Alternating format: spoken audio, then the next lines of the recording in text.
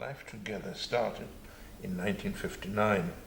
This is our wedding photograph, and everything around here are the things which happened afterwards, going back to our eldest son. And for instance, when I worked for El Al, I was taking the mail on the El Al aircraft, which was going down to Eilat. And Louise's acting career started very, very early. I was in a Chekhov play, and one of the things I didn't say was that I've done a lot of acting. I'm part of the of Cricklewood Broadway production group, and we've done about 13 plays and made about £90,000 for charities, including the North London Hospice and Jewish charities. So acting keeps me busy.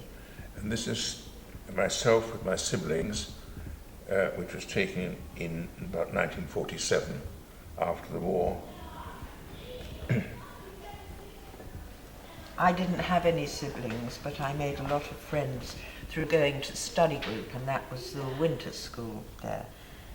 I did everything backwards. I did my degree when I was in my 50s, and I acting as the oldest member in my 60s.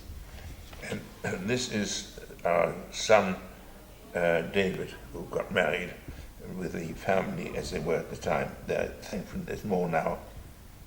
And there's Robert over there, who is on the board of the shul now. Yes. This is Robert. He was married first in 1959, I believe. And that canopy... in 1989. And the canopy we borrowed from the shul, the chuppah. And there's his son, Yonah, who takes the children's service now. And this is, in fact, we did a cruise, and there's the synagogue. We discovered the synagogue in Livorno. All the way along we found synagogues from Venice, Livorno, Montenegro, etc. And this is your mother? At Robert's wedding. Yeah. Oh, and this is my mother, who had lived in West Hampstead before us, because she grew up in West Hampstead from 1904, and her reception, somebody earlier was talking about bar mitzvahs, Danny was talking about bar mitzvahs and weddings. People didn't have big catered do's. She had hers in the garden, which I work very hard on, and this is the front garden of the garden in which she had her wedding reception. And we often have members of the shul coming for Sudat Shlishi to our garden. There's a little bit of the garden. I think this gives us. That was when I got my degree. I waited a long time for that. And you don't have any other photos. No. Those were your siblings. I didn't have any brothers or sisters, so I had 4 children instead, and a lovely shul full of friends. Good afternoon, Alfred. Thank you for joining us today. That's all right. I understand that you were born in November 1930. You're the youngest of 4 children, born in Hamburg. I was wondering what your earliest memories that you can remember. Well, I do remember having been sent, or went to Leipzig to visit my grandmother. Mm-hmm. And many years later, I asked her if what I remembered was the correct thing, and she told me yes. I remembered the hall, that the doors were round, mm-hmm. and it impressed me at the time. Yeah. And also that there was light coming from the hall, from the roof, and from the basement, from both sides. And so it must have been the right thing. Absolutely. Do you have many happy early childhood memories? I can't say that either way, because not much of that I still remember. You see.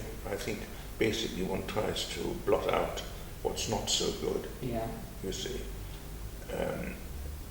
And one remembers certain things which infect the way one thinks. Mm-hmm. You see. Because you left Germany just before you were 9. I was 8.5. 8.5. Do you remember much about the rise of Nazism and the effect that had on your life and your family's life? Yes, I do remember. For instance, Hitler came to Hamburg and he spoke on the Moorweide. The Moorweide was a glass place. I could see him between the houses because the street we were in, the Moorweidestraße, was one street away from this place. And I do remember that he came there and there were a lot of people.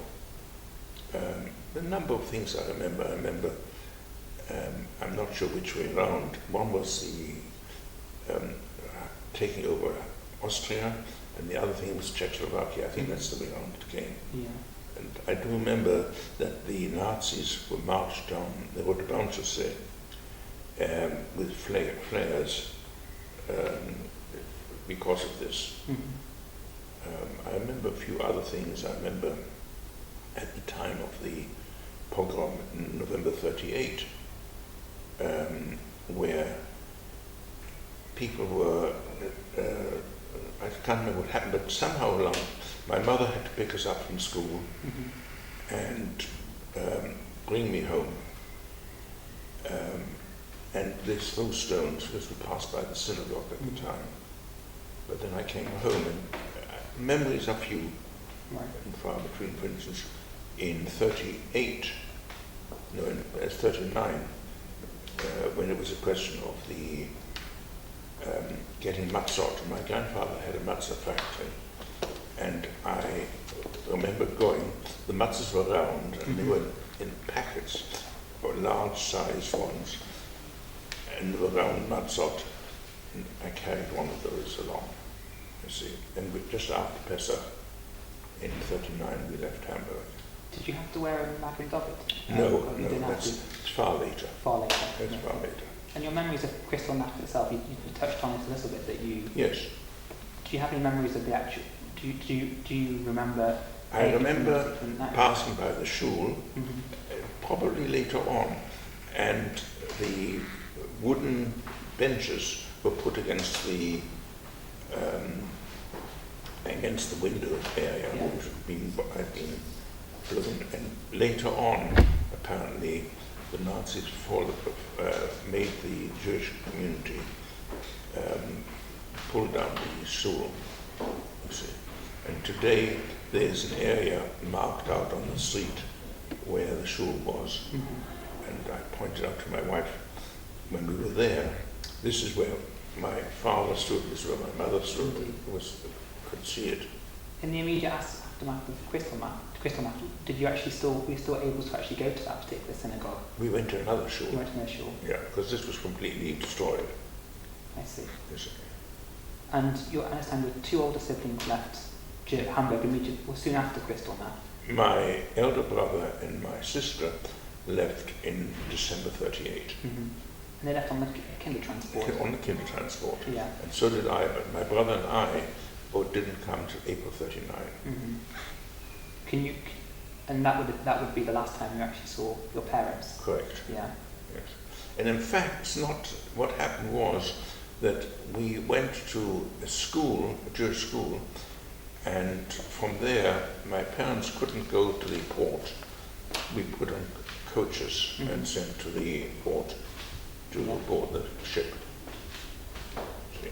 Do you know if your parents I assume your parents made subsequent efforts to actually leave Germany? Do you know much about They tried, and each time they were forced to pay more money for taxes and so on.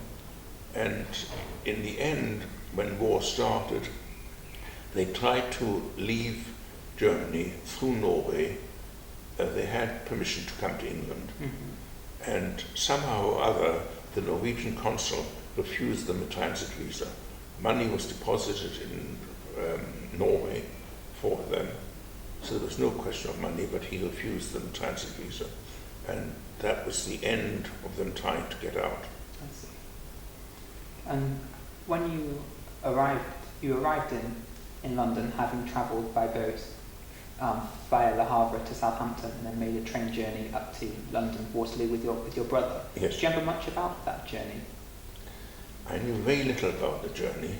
All I remember is that we were picked up and we went down the underground, and I started speaking to my aunt in German. She was born in Germany, but she married an Englishman. And she said to me, "Hier spricht man kein Deutsch." That's it. End of story. That was the end of German. Did you speak German again thereafter? Well, in later life, for my grandmother, she started speaking more German.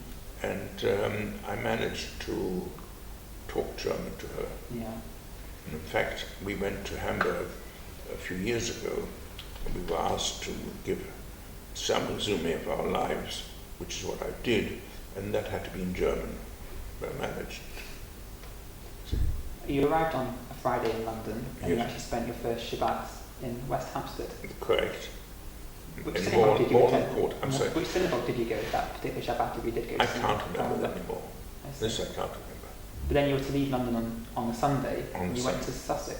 Yes. And you went to a... Macaulay House College. Which was was that a boarding? A boarding school. Jewish boarding school? Jewish, yes. Yeah. And I spent time there till the 1st of November 39, when we were asked to leave so that there could be room for Jewish boys who were English, and we had to go back to London, which in retrospect I thought was rather a bit unfair, but never mind, I survived that as well. Indeed, it sounds like discrimination. It was By discrimination. Jewish people against... Yes, it was discrimination. And was that... And the root of that, obviously, Was this Anglo-Jewry was rather anglicised, and they were afraid of being, in some ways, not English enough. This is one of those things which happened. Yeah. So then you returned to London. Did you, at that time, I know your uncle was your guardian, did you come back to his home or to your grandmother's home? I stayed with a cousin of my mother's, I see. Elsa Jolson, and she at the time lived in Ravenscroft Avenue, 8 Ravenscroft Avenue in W11, and we spent 3 months there.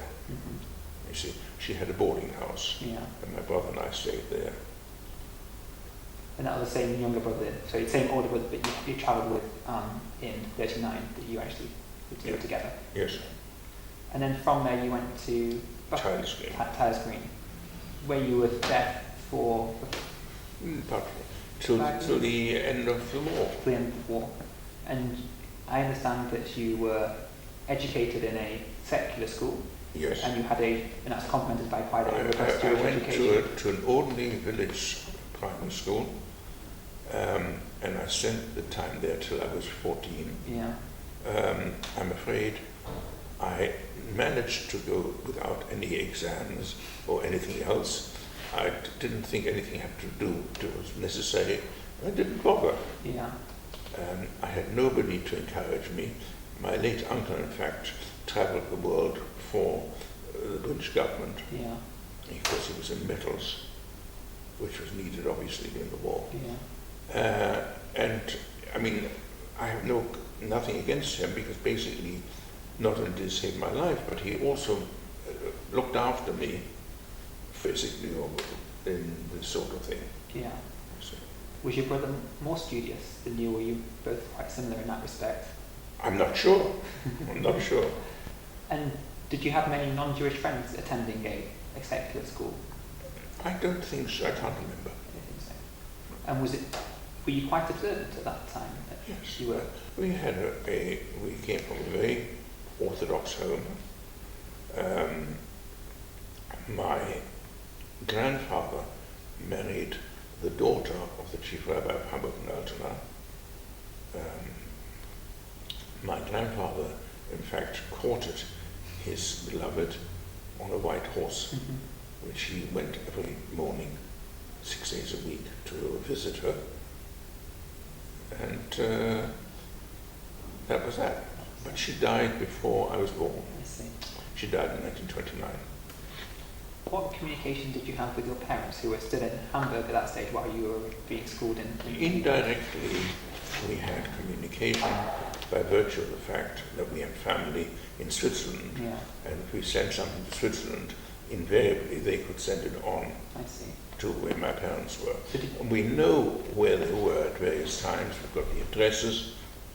When we were in Hamburg, we looked at the places. Some are still standing, some aren't. And they were there until 1943, June, July 43. did you receive any correspondence actually from your parents via your family in Switzerland? I'm not sure if it was verbal or I written, see. I don't know. I see. It's a long time ago. Indeed. And you had your bar mitzvah in 43 Yes. in London. Can you tell us a bit about your bar mitzvah? Toldot. Yeah. Yes. And I said Rishon and Sheni. It was a total of 28 verses. And now I'm looking forward to the second bar mitzvah this coming November.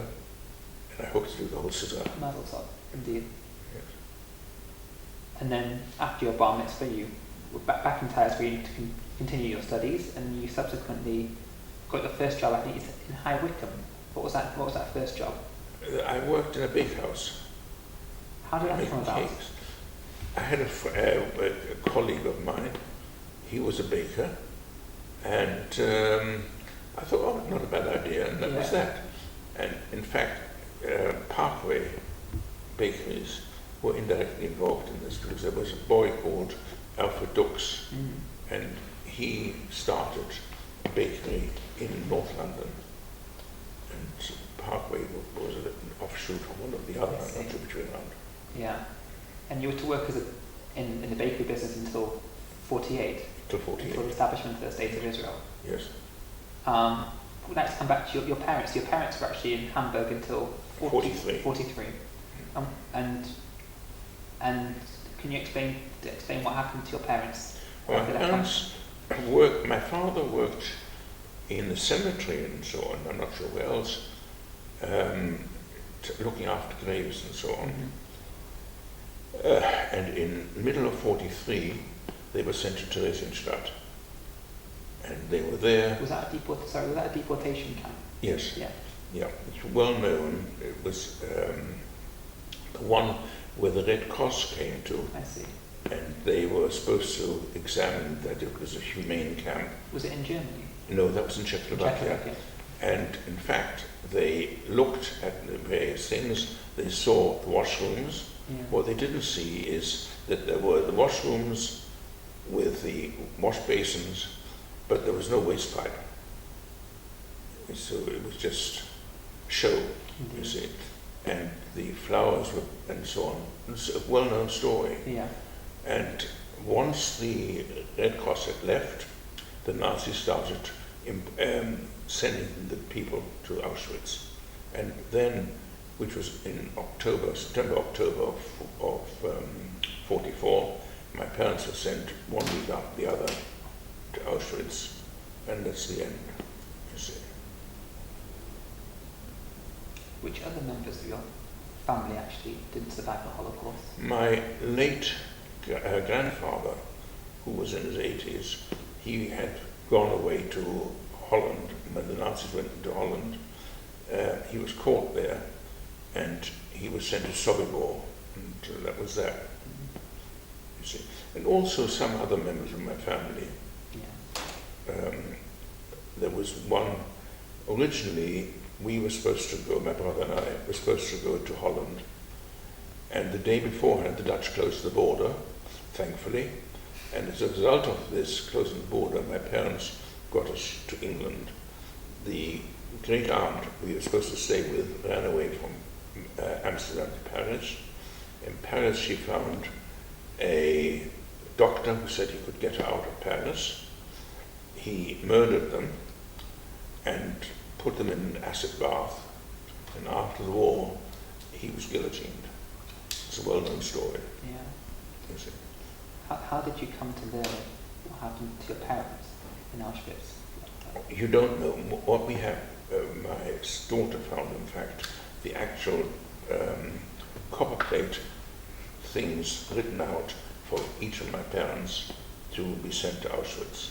I see. You see? The German records. Yes. Yeah. There's a museum in Israel Mm. for Theresienstadt, and that's where she found it. While you were in London, how did you actually have any? When did you become aware that your parents probably hadn't survived After the war. after the war? Yes. So And in fact, after the war, Ralph Munk said we sat Shiva for 1 hour only, because nobody knew when, yes. you see. And among the children that you were actually at school with, how many did the vast majority of them lose their parents as well during the Shoah? It depends. I mean, I'm still in touch with some of them at the Yeah. moment, Yeah. you see. But that's, you can't say. Some managed to get up in other ways, Yeah. and others survived. Yeah. It's very difficult to say. Yeah. The State of Israel was established in May 48. May 48. And you signed up to serve in the Israeli army. I volunteered. Yeah. And I understand you did that. You went to Paris and went to the Jewish agency in Paris and made arrangements to actually make your way to Israel. Yes. Can you tell us a little bit about that journey to Israel and Well, your the thoughts? journey to Israel was quite unique, because basically it's the first time I came on an aeroplane. Something which would have a great influence on my life, later life, as far as working was concerned.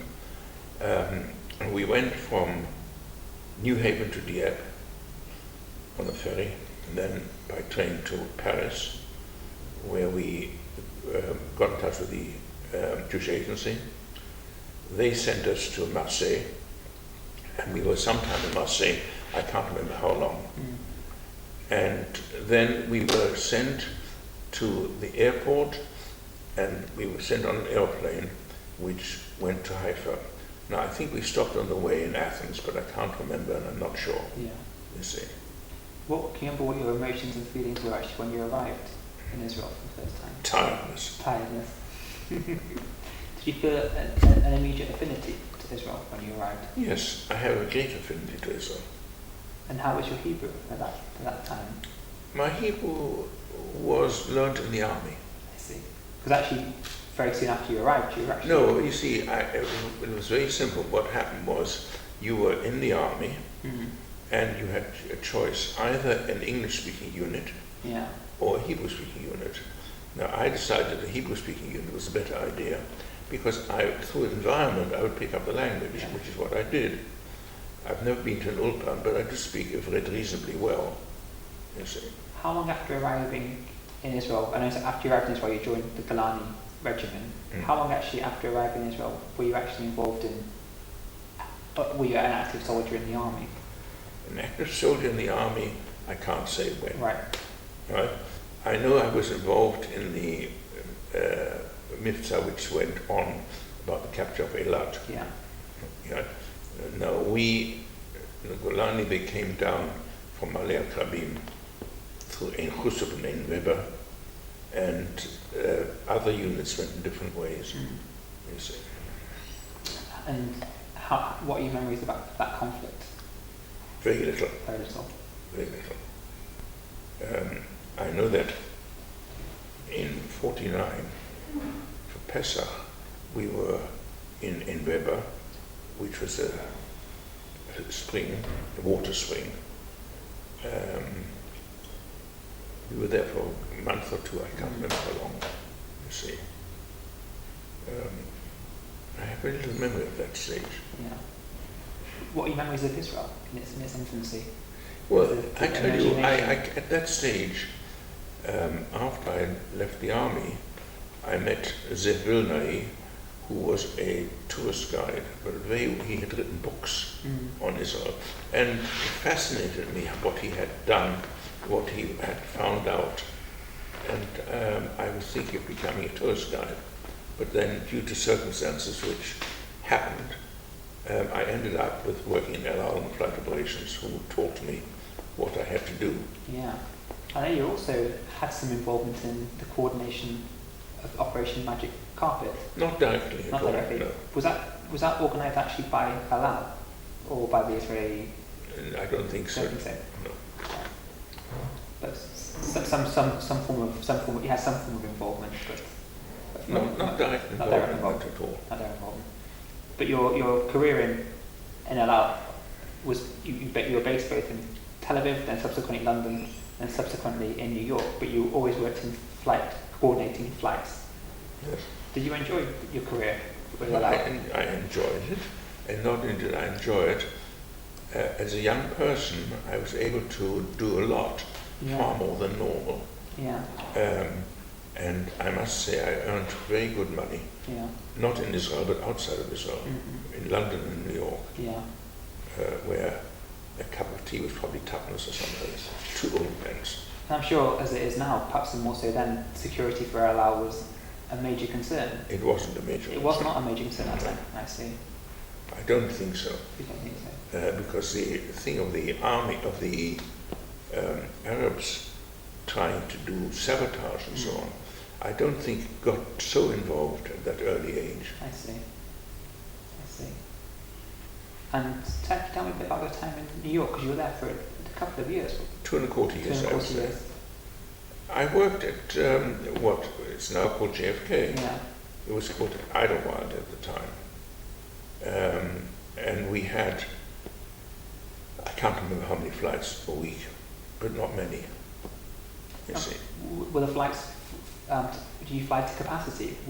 Well, capacity by today's standards is a joke. Indeed. Because it's probably 30 or 40 people, it's a lot already. I can't remember how many, but, by comparison. Indeed. And did it take much encouragement and marketing to actually encourage people to visit Israel, Jews or non-Jews alike, at that time? I wouldn't know. You wouldn't know? I wouldn't know. I was far more I wasn't involved in the commercial side at all, you see. Yeah. And I know, why did you say you were enjoying your time in New York, why did you come back to London? For the simple reason that I was working, teaching people who were older than me, who earned more money than I was. And I said, gentlemen, this is completely wrong. They said, well, they're married and they have children. I said, well, that's nothing to do with me. I didn't do anything about that. And I don't think, so I said, right, I'm leaving, I'm going back. And I had an aircrew license anyway. So I managed to get myself a lift or tramp on an aircraft, which came to London. It was a cargo aircraft, so that we landed in Athens, we landed in Rome, we landed in Lyon, and then we came to London. So it was a bit of a long way around. Yeah. Well, not directly, but I mean, an aircraft at that stage would travel about 170 miles an hour, which is slightly different than today. Indeed. Today you're talking about 500. Indeed. You see. So it's a completely different type of life. Right. You see. But the main reason for actually leaving New York is that you felt that you were No, actually... New York, I was sent back to Israel to work. Oh, I see. No, El said to me, come back. I said, come back. I see. You see. And so you then, how long were you in Israel before you came to the UK then? About 6 months. 6 months. I was in Israel. In fact, I've got the what do you call it?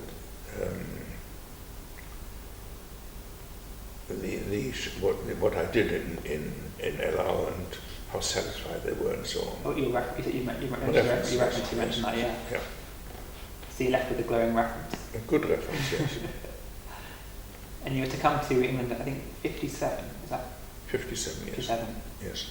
And what career did you pursue when you returned to England? Well, when I came in, my sister said to me, you don't throw away dirty water till you get clean water. I said, look, I'm 27, 26 I was. I can manage. I'll find something. Yeah. And I thought about it, and I thought, well, my father was an insurance worker, my grandfather was an insurance worker. That's the first thing we're going to try. Can you explain that you had a successful maritime insurance business, is that yes, right? Yeah. Yes. So I started working for an insurance company, and I got married in 59, and in 1960 we decided to go alone, and my parents-in-law gave me an allowance of £6 a week, so I could start earning something. When I earned £2, I only took 4, and then within the year I was running, and the business was starting to work. Yeah. And I ran it for 40 years. And I brought up my children based on the life which we led. And you actually sold that business, didn't you, when you retired? Yes, obviously. Yeah. Just going back to actually Louise, the most important person in your life, how did you actually come to meet each other? Well, I had a cousin, I should say, and we lived together, and we went to a party in St. Gables Road, Mm-hmm. and at the party, he had a friend called Walter Hoffman, Mm-hmm. and he said, "Oh, let me just introduce this girl to you," and she started dancing in front of me, and I thought, oh. Was she dancing with you or just dancing? Her feet were dancing. I'm not a dancer. So you watched her dancing? Well, I encouraged her, I suppose. And I then sent her to Israel for 3 or 4 months. And alone? yes, Alone. yes. To tidy things up, for want of a better word. Right. And she had friends there and so on. As a result of this, she became an export reject and came back to England. Were you gratefully accepted? That's right.